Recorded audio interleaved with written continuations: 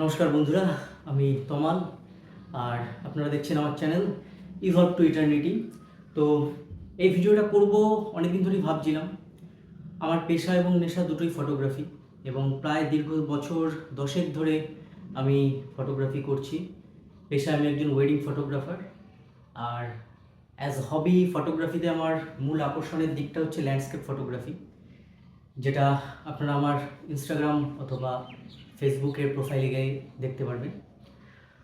তো আজকে যে মূল বিষয়টা নিয়ে আমি এই ভিডিওটা বানাচ্ছি সেটা হচ্ছে আপনারা বা তোমরা যারা জুনিয়র, যারা অ্যাজ এ বিগিনার ফটোগ্রাফিটাকে শুরু করতে চাও এবং ইন ফিউচার ফটোগ্রাফিটাকে as a seriously as a hobby or profession যাই হোক টেক আপ করতে চাইছো, তাদের জন্য খুব সিম্পলভাবে কীভাবে তোমরা স্টার্ট আপটা করবে সেটা নিয়ে আজকের এই ভিডিওটা। ঠিক আছে, তো দেখতে থাকো। তো ফটোগ্রাফি শুরু করার ব্যাপারে এই মুহূর্তে এটা সোশ্যাল মিডিয়ার যুগ, এবং ইন্টারনেট আগের থেকে অনেক বেশি সহজলভ্য এবং স্পিডের দিক থেকে অনেকটা এগিয়ে গেছে, অনেকটা ডেভেলপমেন্ট হয়েছে। তোমরা হাতের সামনে প্রচুর সুন্দর সুন্দর ভালো ভালো ছবি দেখতে পাই প্রতিদিন, এবং দেশ বিদেশের নানা ফটোগ্রাফাররা, প্রফেশনাল, অ্যামেচার বা বিগিনার, প্রত্যেকের ছবি আমরা দেখতে পাই। কিছু ভালো ছবি হয়, কিছু সাধারণ ছবি হয়, কিছু খারাপ ছবিও হয়। তো সব কিছুর মধ্য থেকে আমরা দেখে কোথাও একটা নিজেরও একটা ইন্সপিরেশন জন্মায় নিজেদের মধ্যে, যে আমরাও এরকম ভালো কিছু ছবি তুলতে পারি বা চেষ্টা করতে পারি, বা যদি তুলতে পারতাম তাহলে কেমন হতো। তাহলে কীভাবে সেটা শুরু করব? মনে রাখতে হবে ফটোগ্রাফি একটা খুব এক্সপেন্সিভ হবি, এবং it takes A lot of time and money. সাথে সাথে পেশেন্স থাকাটাও কিন্তু জরুরি। তো সব কিছু মিলিয়ে একদিনে কিন্তু জিনিসটা হবে না। নিজেদের স্কিল স্লোলি গ্রোথ করতে হবে, এবং ডেভেলপমেন্টটা আসবে ছবি তুলতে তুলতে। এবং কিভাবে আমরা এই পথে এগিয়ে যাব চেষ্টা করবো, এটা আমি যতটা সম্ভব সরল এবং সহজভাবে বোঝানো। তো ফটোগ্রাফিকে as a hobby take up করতে চাইলে আমাদের কী লাগবে? প্রথমেই ক্যামেরা লাগবে। যদিও এখন যে স্মার্টফোনগুলো আমরা ইউজ করি সেগুলো কিন্তু অ্যাজ ক্যামেরা যথেষ্ট কেপেবল। তবে যথেষ্ট কেপেবল বলার মানে এই নয় যে সেটাকে আপনারা কোনো ডিএসএলআর বা মিররলেস ক্যামেরার সাথে কম্পেয়ার করবেন। কেন করবেন না সেটা নিয়ে আমি একটা ডিফারেন্ট ভিডিও বানাবো। এক কথায়, ফোনের সাথে কখনোই ক্যামেরার তুলনা হয় না। ঠিক আছে, you can take my word. ফোনের সাথে ক্যামেরা বা যে কোনো ক্যামেরাই হোক, ডিএসএলআর বা মিররলেস, কারোরই কম্পেয়ার হয় না, কারণ সেন্সারের একটা সাইজের ব্যাপার থাকে। সেগুলো টেকনিক্যাল দিক, সেগুলো নিয়ে পরে আলোচনা করছি। কিন্তু তার মানে এইটাও নয় যে স্মার্টফোন থাকলে আপনারা ফটোগ্রাফি শুরু করতে পারবেন না। স্মার্টফোন দিয়ে দারুণ দারুণ ছবি তোলা যায়, এবং এখনকার যে স্মার্টফোনগুলো, আগেই বলেছি, যদি খুব দামি ফোন হয় তাহলে তো কোনো কথাই নেই। তো সেগুলো দিয়ে আপনারা ভালো মতো ছবি তুলতে পারবেন। তো ফটোগ্রাফি শুরু করতে গেলে আপনাদের একটা জিনিস সবার আগে যেটা আমি বলবো মাথায় রাখতে হবে, সেটা হচ্ছে যে ছবিগুলো আপনারা দেখছেন ইন্টারনেটে, ফেসবুকে হোক, ইনস্টাগ্রামে হোক, হোয়াটএভার, সেই ছবিগুলোর মধ্যে কোন জিনিয়ারের ছবিটা আপনাদের বেশি পরিমাণ অ্যাট্রাক্ট করছে। ফটোগ্রাফির অনেকগুলো ক্যাটাগরি হয়, যার মধ্যে খুব কমন ক্যাটাগরি হচ্ছে landscape, wild life, portrait, street. এই চারটে মেইন ক্যাটাগরি আপাতত। এর বাইরেও প্রত্যেকটা ক্যাটাগরির আবার সাব ক্যাটাগরিও আছে, সেগুলো নিয়ে পরে আলোচনা করছি। ম্যাক্রো আছে। তো আপনাদের সবার আগে এটা নিজেদের একটা ইনার ফিলিং, যে কোন ছবিটা বা কোন বিষয়ের ছবিটা আমাকে বেশি আকৃষ্ট করছে। সেটা কি ল্যান্ডস্কেপ নাকি ওয়াইল্ড লাইফ? এরকম হতেই পারে, একজন যিনি ল্যান্ডস্কেপ পছন্দ করছেন তার ওয়াইল্ড লাইফটা সমানভাবে পছন্দ হচ্ছে, এটাও হতে পারে। তো সেই মতো আমাদের কিন্তু এগোতে হবে। ঠিক আছে, আমাদের মাথায় রাখতে হবে যে হ্যাঁ, আমাকে এই ধরনের ছবিগুলো অ্যাট্রাক্ট করছে, তো আমি এই পথে এগোবো। তো সেক্ষেত্রে এটা কেন বলছি যে কেন এই বিষয়টা মাথায় রাখতে হবে, কারণ পরবর্তীকালে যখন আমরা, সাপোজ আপনারা ক্যামেরা কেনেননি, এখনও ক্যামেরা কিনতে যাচ্ছেন, তখন এই লেন্স চুজ করার ব্যাপারে তখন কিন্তু এই জিনিসটা মাথায় রাখতে লাগবে। ওয়াইল্ড লাইফের ক্ষেত্রে কিছু লেন্স, ল্যান্ডস্কেপের কিছু ক্ষেত্রে কিছু স্পেশাল লেন্স, ম্যাক্রো যদি থাকে ম্যাক্রোর জন্য আলাদা লেন্স হয়, পোর্ট্রেটের জন্য আলাদা লেন্স হয়। তো প্রত্যেকটা জিনিয়ারের ক্ষেত্রে কিন্তু আলাদা আলাদা লেন্স হয়। আর যেহেতু আগেই বললাম ফটোগ্রাফিটা একটা এক্সপেন্সিভ হবি, তো প্রত্যেকটা লেন্সে আলাদা আলাদা ইনভেস্ট কিন্তু করতে হবে যদি সিরিয়াসলি করতে চান। এবার হ্যাঁ, অনেকেই বলে গিয়ার ম্যাটার করে না, স্কিল ম্যাটার করে। কথাটা ঠিক, তবে পুরোপুরি ঠিক নয়, অর্ধেক ঠিক। কেন, এটা নিয়েও পরে আলোচনা করব। আপাতত সংক্ষেপে বলে দিই যে গিয়ার যদি প্রপার না হয় তাহলে কিন্তু আপনি সিরিয়াসলি কোনো যদি টাফ সিচুয়েশনে ছবি তুলতে যান, তখন আপনার গিয়ার কিন্তু আপনাকে আশাহত করতে পারে। এরকম নয় যে আপনি তুলতে পারবেন না, একদমই তুলতে পারবেন, কিন্তু কিছু হিন্ডারেন্স, কিছু অবস্ট্রাকশন থাকবে, অবশ্যই সেটা থাকতেই হবে। মোবাইল ফোন দিয়ে যারা ফটো তুলছেন বা তুলছো, তারা কীভাবে তুলবে? তো সবার আগে বলি, ফটোগ্রাফি করতে হলে আগে শুরুতেই বেশি এক্সোটিক ভাববেন না, মানে এই ব্যাপক দারুণ জায়গায় চলে গেলাম, সুন্দর সি বিচে চলে যাচ্ছি, সানসেট হচ্ছে, এই সমস্ত শুরুতেই ভেবে নেবেন না। এই জিনিসগুলো করতে কিন্তু টাইম লাগবে, অনেক কিছু ভাবতে হবে, অনেক কিছু কী বলবো, একটা ফোর্সি করতে হবে, মানে আগের থেকে ভেবে নিতে হবে, ভিজুয়ালাইজ করতে হবে। ভিজুয়ালাইজেশনটা খুব ইম্পর্টেন্ট ফটোগ্রাফির ক্ষেত্রে। তো এই জিনিসগুলো করবার পর আস্তে আস্তে আপনারা ওগুলো তুলতে পারবেন। তো আপাতত পকেটে ফোনটা থাক, রাস্তায় বেরোন। কোথায় বেরোবেন? আপনার বাড়ির আশেপাশে বেরোন, দেখুন কোনো একটা সুন্দর জায়গা আছে নাকি, কোনো একটা ফাঁকা জায়গা, একটা সুন্দর রাস্তা গাছপালা দিয়ে ঘেরা, একটা লেক, ঠিক আছে? তো যারা ম্যাক্রো তোলেন ফোন দিয়ে কিন্তু ম্যাক্রো হয়, এবং কিছু ডেডিকেটেড ফোনের ম্যাক্রো লেন্স পাওয়া যায়, যেগুলো দিয়ে কিন্তু দারুণ রেজাল্ট পাওয়া যায়। আমি নিজে ইউজ করিনি, কিন্তু ছবি দেখেছি, সেই ছবিগুলো কিন্তু দারুণ হয়। এবং সোশ্যাল মিডিয়ার ক্ষেত্রে আপনারা যদি দেখেন, তাহলে পরে কিন্তু আপনারা অনেক ক্ষেত্রে বুঝতে পারবেন না ফোনের ছোটো স্ক্রিনে দেখে যে সেগুলো ফোনে তোলা নাকি ক্যামেরায় তোলা। রেজাল্ট কিন্তু ভালো আসে ম্যাক্রোতে। ল্যান্ডস্কেপও খুব দারুণ করা যায়। তো ইনভেস্টমেন্টটা আমি কোথায় করব এবং কেন করব? তো এইটা যখন প্রশ্ন আসবে, তখন এক কথায় বলবো যে ইনভেস্টমেন্টটা কিন্তু আমার মেইনলি ক্যামেরার দিকে রাখতে হবে। সাপোজ আপনার বাজেট ফটোগ্রাফির পেছনে 75,000 টাকা। ইন দ্যাট কেস আমি অনেকেই দেখেছি যে বললো, হ্যাঁ একটা আইফোন থাকলে তো যথেষ্ট, আইফোন দারুণ ছবি হয়, নো ডাউট ভালো ছবি হয়, আর আইফোন থাকলে যথেষ্ট, পকেটে সবসময় থাকলো, নিয়ে ঘুরলাম, যখন যেটা মনে হলো তুলে নিলাম। নিঃসন্দেহে করতেই পারেন, কিন্তু আমি বলবো এক্ষেত্রে আপনার বাজেট যদি 75,000 টাকা হয়, তাহলে আপনি ইনভেস্ট করবেন 65,000 টাকা বা 60,000 টাকা ক্যামেরা এবং লেন্সে, 10 থেকে 15,000 টাকার একটা স্মার্টফোন পকেটে রাখুন। কেন? কারণ সেই আগেও বলেছি যে ক্যামেরার সাথে কখনোই কিন্তু ফোনের ফটোগ্রাফির তুলনা হয় না। আপনি ছোট স্ক্রিনে দেখছেন, ফেসবুকে দেখছেন, আপনার মনে হচ্ছে যে হ্যাঁ খুব দারুণ এসছে, কিন্তু বড় স্ক্রিনে দেখলে আপনারা কিন্তু ডিফারেন্সটা খুব পরিষ্কার বুঝতে পারবেন, ঠিক আছে? 2 নম্বর বিষয় হচ্ছে যেটা, ক্যামেরার যে হয়, কথাটা সবাই শুনেছেন আপনারা, তো ক্যামেরার যে হয়, ফোনেও আজকাল দেয়, কোনো তুলনা হয় না। ক্যামেরার তে আপনি দিনের ছবিকে রাত বানাতে পারবেন, বা রাতের ছবিকে দিন বানাতে পারবেন, যদি স্কিল আপনার ঠিকঠাক থাকে এডিটিংয়ে। সেটা আস্তে আস্তে ডেভেলপ করে নেওয়া যাবে, কোনো অসুবিধা নেই। ফোনের ছবির ক্ষেত্রে কিন্তু সেটা সম্ভব হবে না কোনোদিনই। ফোনে একটা নির্দিষ্ট লিমিট অবধি এডিট করতে পারবেন আপনি রটারে। ক্যামেরার মতো অত এক্সটেন্সিভলি এডিটিং করা কিন্তু ফোনের তে সম্ভব নয়। আইফোন দিয়ে তুলুন, পিক্সেল দিয়ে তুলুন, অর হোয়াট এভার ইউজ, ঠিক আছে? তো আমি সেটাই বলবো। এবং 10 থেকে 15,000 টাকায় আপনার যে ক্যামেরা থাকছে, ফোন থাকছে, তা দিয়ে আপনি যথেষ্ট ডিসেন্ট কোয়ালিটির ছবি পেয়ে যাবেন, যদি আপনি ফোনটা ঠিকঠাক চুজ করেন। ফোনটা আপনাকে ঠিকঠাক চুজ করতে হবে। এবার অনেকে বলবেন যে হ্যাঁ ক্যামেরার থেকে তো ফোন অনেক বেশি হ্যান্ডি, সবসময় একটা পকেটে থাকলো, যখন যা দেখলাম তুলে নিলাম। ক্যামেরা তো সেই সুবিধা নেই, সে একটা ভারী একটা চাঙ্কি একটা ব্যাপার থাকছে, তোলো খোলো, লেন্স লাগাও ইত্যাদি। তো আমি বলবো, দেখুন ফটোগ্রাফিটা যখন আপনারা সিরিয়াসলি নিতে চাইছেন, তখন ওই হ্যাপাটুকু কিন্তু আপনাদের সামলাতে হবে।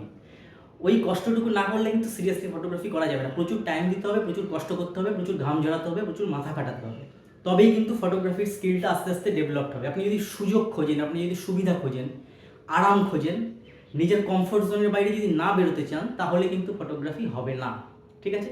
তাই আমি সাজেস্ট করব ক্যামেরায় বেশি ইনভেস্ট করতে। ফোন আপাতত কম থাক, পরবর্তীকালে যদি পয়সা হয়, টাকা হয়, সবারই আমরা সেভিং করি, করে করে আস্তে আস্তে সেটা কিছুটা লেন্সে ইনভেস্ট করলাম, কিছুটা ফোনে করলাম, ঠিক আছে? যারা একান্ত ক্যামেরা কিনতে পারছেন না এই মুহূর্তে, একটা মিড বাজেটের ফোন কিনে রাখুন। সেই ফোনটা একটু রিভিউ দেখে নেবেন। রিভিউ মানে কিন্তু শুধুমাত্র লোকের মুখের কথা নয়। আমি এক্ষেত্রে সাজেস্ট করতে পারি যে ফ্লিপকার্ট, আমাজন থেকে আমরা যখন ফোন কিনি, ওই ফোনের দেখবেন রিভিউতে যারা ওই ফোন দিয়ে ছবি তুলেছে, সেই ছবিগুলো পোস্ট করা থাকে। তো ওই ছবিগুলো দেখলে কিন্তু আইডিয়া পাওয়া যায়, ওগুলো কিন্তু ফার্স্ট হ্যান্ড। মানে আপনি লোকে, আমি বললাম যে এই ফোনটা খুব ভালো, এই ফোনটা খুব খারাপ, এই মুখের কথা বিশ্বাস করে ফোন কিনবেন না, ঠকতে পারেন, ঠিক আছে? কারণ অনেক সময় পেইড প্রমোশন করে, বা অনেকে না বুঝে অনেক কিছু বলে দেয়, আদৌ সে ব্যাপারটা সম্পর্কে অনেক কিছু জানে না। আচ্ছা, তো ওই ছবিগুলো দেখতে পারেন, দেখে আপনাদের ফোনটা কেনার ক্ষেত্রে সুবিধা হবে।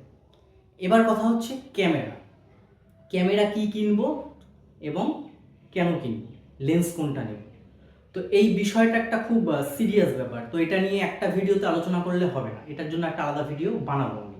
তো আপাতত শর্টে বলে দিই, যেটা বলছিলাম ভিডিওর শুরুতে, যে ক্যামেরা এবং লেন্স সেটাই কিনবো যেটা আপনি যে জিনিয়ার বা যে ক্যাটাগরির ফটোগ্রাফিটা মেইনলি করতে চাইছেন, বেশিরভাগ ক্ষেত্রে করতে চাইছেন, সেটার কথা মাথায় রেখে সেই ওরিয়েন্টেড লেন্সটা কিনবেন। ক্যামেরার বডি তো এখন আপনি যে ক্যামেরায় কিনবেন সেটাই ভালো, ওই বেশি ফিচার্সের দিকে দেখবেন না যে এই ক্যামেরায় এই ফিচার্স আছে এটা নেই। সমস্ত ক্যামেরাই এখন ফিচার লোডেড, আর ক্যামেরা সেন্সার এখন একটা এমন জায়গায় চলে গেছে, আমি বা আমার মতো আরও যারা প্রফেশনাল আছেন তারা মনে করেন যে একটা সুপিরিয়ার জায়গায় চলে গেছে, মানে এর থেকেও অ্যাডভান্স হয়তো হবে, কিন্তু সেটা খুব বেশি হবে না। আর এই মুহূর্তে ক্যামেরা কিন্তু মার্কেটে অনেকটাই গিমিক দিয়ে চলছে, এটাই বলছে এই আছে, এটাই বলছে ওই আছে। এই হাজারো ফিচারের ভিড়ে নিজেকে কনফিউজ করে ফেলবেন না। যে ক্যামেরাই কিনবেন সেটা ভালো, নিকন হোক, ক্যানন হোক, সনি হোক, যাই হোক, মনে রাখবেন ক্যামেরার দাম কিন্তু খুব বেশি। বারবার ক্যামেরা কিনতে গেলে কিন্তু টাকা, মানে আপনি একটা ব্র্যান্ডে আছেন, দুদিন পর ভাবলেন যে না এই ব্র্যান্ড ছেড়ে দেবো, পরে আর একটা ব্র্যান্ড নেব, এই জিনিসটা করবেন না। এই জিনিসটা করলে কিন্তু প্রচুর টাকার আপনার লস হবে, কারণ আপনি ওই ক্যামেরাটা যখন বিক্রি করতে যাবেন তখন আর সেই আগের তো ভ্যালুটা পাবেন না, কারণ ওয়ারেন্টি না থাকলে লোকে টাকা দিতেও চাইবে না। ঠিক আছে, তো ক্যামেরা এবং লেন্সটা সেইভাবে চুজ করুন, সেটা আমি আপনাদের গাইড করে দেবো। তো ইন জেনারেল বলি, নর্মালি এখন যে ডিএসএলআর বা মিররলেস আসছে, এখন মিররলেসের যুগ, ডিএসএলআর আস্তে আস্তে অবসোলেট হয়ে যাচ্ছে। এই মুহূর্তে বোধহয় ম্যানুফ্যাকচারিং ম্যাক্সিমাম কোম্পানির ডিএসএলআর এর বন্ধ আছে। ঠিক আছে, তো ভবিষ্যতে ডিএসএলআর এর প্রবলেম কি হতে পারে, সেটা হচ্ছে পার্টস, স্পেয়ার পার্টস, মানে আপনার ক্যামেরা যদি খারাপ হয়ে যায়, আপনি সার্ভিস সেন্টারে গিয়েও হয়তো দিনের পর দিন আপনার ক্যামেরা সার্ভিস সেন্টারে ফেলে রাখতে হবে, এবং আপনারা পার্টসের অভাবের জন্য আপনার ক্যামেরা রিপেয়ার হবে না, বা এক সময় হয়তো অ্যাভেবিলিটিও থাকবে না। এখন অবধি কিছু মডেল আছে যেগুলো একটু বেশি প্রো মডেল, সেগুলোর জন্য আপনারা সাপোর্ট পাবেন। একটু বিগিনার মডেলের কিন্তু আস্তে আস্তে উঠে যাচ্ছে ম্যাক্সিমাম, আর যা আগে যা ম্যানুফ্যাকচার করা হয়েছে সেগুলোই বিক্রি হচ্ছে মোস্টলি এখন ডিএসএলআর। তো মিররলেস এখন বেটার অপশন, ডিএসএলআর নিতেই পারেন, কোনো সমস্যা নেই। DSLR is well capable of capturing great photographs. আমি নিজে এখনও ডিএসএলআর ইউজ করি, এবং ভেরি রিসেন্টলি মিররলেসে যাওয়ার আমার কোনো প্ল্যান নেই, ডিএসএলআর নিয়ে আই এম হ্যাপি।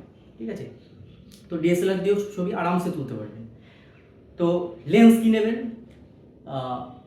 জেনারেল ফটোগ্রাফিটা আপনারা যে কিট লেন্স বলে, মানে একটা ক্যামেরার সাথে একটা লেন্স বা দুটো লেন্সের কম্বো হয় অনেক সময়, সেটা আসে, সেটা দিয়ে আপনারা শুরু করতেই পারেন। ঠিক আছে, তো ওটা দিয়ে শুরু করতে পারেন। এবার এই কিট লেন্সটা চুজ করার ব্যাপারে একটা ব্যাপার আছে। কিট লেন্সের ক্ষেত্রে ধরুন ডিএসএলআর এর ক্ষেত্রে বেশিরভাগ ক্যামেরাতে, নিকন বলুন, ক্যানন বলুন, একটা 18-55 লেন্স দেয়। ঠিক আছে, 18-55 f3.5 to 5.6। এখানে বলে রাখি, যাদের অ্যাপারচার, আইএসও বা শাটার স্পিড সম্পর্কে ধারণা নেই, এই সংক্রান্ত ভিডিও লাখ লাখ আছে ইউটিউবে, বা আপনারা ইন্টারনেট সার্চ করে আইডিয়া পেয়ে যাবেন। আমিও বানাবো, বলে দেবো আপনাদের। আপাতত টেকনিক্যাল ব্যাপারে এই ভিডিওতে যাচ্ছি না। ঠিক আছে, প্রত্যেকটা আলাদা আলাদা ভিডিও থাকবে। তো ওই কিট লেন্সগুলো কী হয়, অর্থাৎ জুম করলে, আমি খুব সহজভাবে বোঝাবো বলছি আগের থেকে, জুম করলে আপনার ক্যামেরার লাইট কম ঢুকবে, এটুকু খুব সিম্পলভাবে বললাম। অর্থাৎ আপনি যখন 18 মিলিমিটার থেকে ব্যারেল ঘুরিয়ে জুম করলেন 55 মিলিমিটারে, জুম করে জিনিসটা কাছে চলে আসলো ছবিটা, তখন আপনার ছবিতে লাইটটা কম ঢুকছে। ঠিক আছে, লাইটটা কম ঢুকছে মানে আপনাকে ওই আইএসও বাড়িয়ে বা শাটার স্পিড কমিয়ে ওটাকে অ্যাডজাস্ট করতে হবে। তো এইটা হচ্ছে কিট লেন্সগুলোর সমস্যা। তো এ সমস্ত ক্ষেত্রে উপায় কি লেন্স নেওয়া, যে লেন্সগুলোর হচ্ছে অ্যাপারচার ফিক্সড, অর্থাৎ আপনি জুম করলেও অ্যাপারচারটা একই থাকবে, বেড়ে যাবে না। যদি না আপনি নিজে বাড়ান, সেটিংস থেকে চেঞ্জ করে আপনি যদি না নিজে বাড়ান, তাহলে ওই আপনি যতই জুম করুন অ্যাপারচারটা কিন্তু সেম থাকবে। এবং অ্যাপারচারটা কিট লেন্সের ক্ষেত্রে কী হয়, অ্যাপারচার 3.5 থেকে জেনারেলি শুরু হয়, কিছু কিছু ক্ষেত্রে 4 থেকে শুরু হয়, 5.6 বা 6.3 অবধি যায়, কিছু কিছু ক্ষেত্রে 7.1ও চলে যেতে পারে। ঠিক আছে, তো এই লেন্সগুলো কি হয়, ধরুন 2.8 থাকবে। যেমন সিগমার একটা খুব পপুলার লেন্স আছে, যেটা ওয়েডিং ফটোগ্রাফিতে ক্রপ বডি যারা ইউজ করে, ক্রপ ফ্রেম হয়, ফুল ফ্রেম হয়, এগুলো নিয়ে আলাদা পরে আলোচনা করবো। তো ক্রপ ফ্রেম ফটোগ্রাফারদের একটা খুব পছন্দের লেন্স হচ্ছে সিগমা 17-50 f2.8। তো এটা একটা সেরকম লেন্স, যেটা আপনি জুম করে 17 থেকে 50 মিলিমিটারও যখন যাবেন, জুম করবেন পোর্ট্রেট তোলার ক্ষেত্রে, তখন অ্যাপারচারটা 2.8 পাবেন, অর্থাৎ লাইটটা সেম ঢুকবে। জুম করলে আপনার লাইট কম ঢুকছে না, এরকম নয় ব্যাপারটা।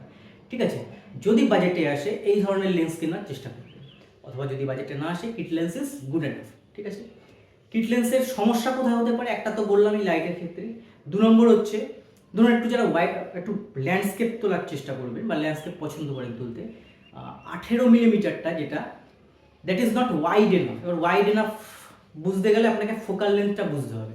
ফোকাল লেন্থ এক্ষেত্রে ধরুন 18 মিলিমিটার, 16 মিলিমিটার, 15 মিলিমিটার, 11 মিলিমিটার, এটা হচ্ছে ফোকাল লেন্থ যতটা কম হবে, আপনি ইমাজিন করুন ততটা বেশি ভিউ আপনি ফ্রেমের মধ্যে ঢোকাতে পারছেন। এটা একদম সহজ ভাষায় বোঝালাম। সাপোজ আমি দুটো খুব আইকনিক প্লেসের নাম দিই। সাপোজ প্রিন্সেপ ঘাট থেকে আমাদের যে দ্বিতীয় হুগলি সেতুর ভিউটা দেখা যায়, ওখানে আপনারা যে কোনো একটা ঘাটে দাঁড়িয়ে ওই একটা 18-55 লেন্স নিয়ে আপনি ছবি তোলার চেষ্টা করছেন, দেখবেন এই পুরো ব্রিজটাকে আপনি ফ্রেমে রাখতে পারছেন না, কারণ ভিউটা ক্রপ হয়ে যাচ্ছে, কারণ 18 মিলিমিটারটা পুরোটা আসবে না।